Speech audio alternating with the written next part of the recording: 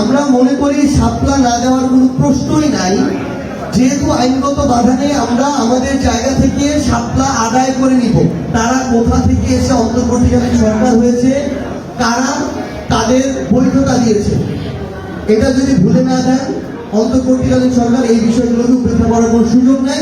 NCP কখনোই করবে না।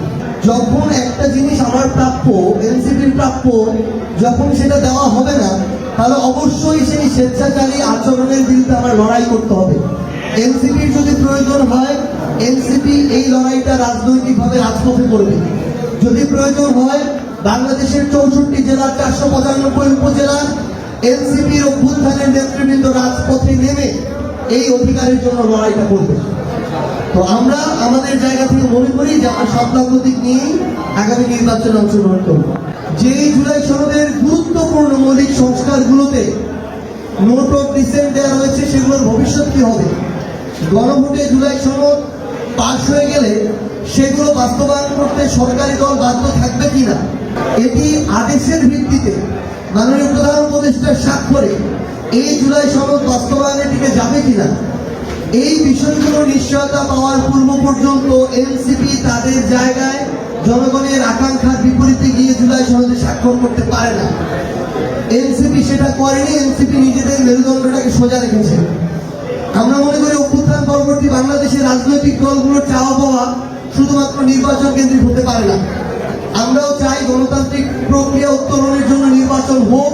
ফেব্রুয়ারিতে হলেও এনসিপির সমস্যা নেই, কিন্তু জুলাই সনদের এই আইনগত ভিত্তি, বাস্তবায়নের রূপরেখা, বিচারিক প্রক্রিয়া কিভাবে সম্পন্ন হবে, এই রূপরেখা ছাড়া শুধু নির্বাচন কেন্দ্রিক কথা বলা এনসিপির অভ্যুত্থানের আকাঙ্ক্ষার সাথে কোনোভাবেই প্রাসঙ্গিক নয়। পাশাপাশি অভ্যুত্থান পরবর্তী বাংলাদেশে কোন প্রতিষ্ঠানের স্বেচ্ছাচারী আচরণ এনসিপি এবং এই তরুণ প্রজন্ম মেনে নিবে না।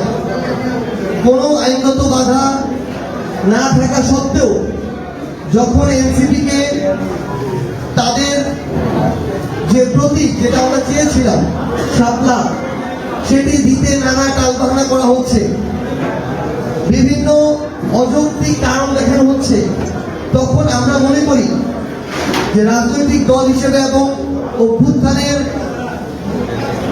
সামনের সারির নেতৃত্ব হিসেবে এনসিপি তাদের জায়গায় কোনো স্বেচ্ছাচারী আচরণকে প্রশ্রয় দিতে পারে না।